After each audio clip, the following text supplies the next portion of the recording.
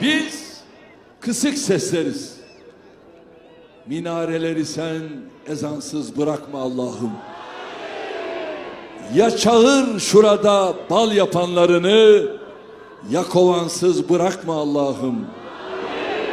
Mahyasızdır minareler, göğü de kehkeşansız bırakma Allah'ım. Müslümanlıkta yoğrulan yurdu Müslümansız bırakma Allah'ım. Bize güç ver. Cihat meydanını pehlivansız bırakma Allah'ım. Kahraman bekleyen yığınlarını kahramansız bırakma Allah'ım. Bilelim hasma karşı koymasını, bizi cansız bırakma Allah'ım.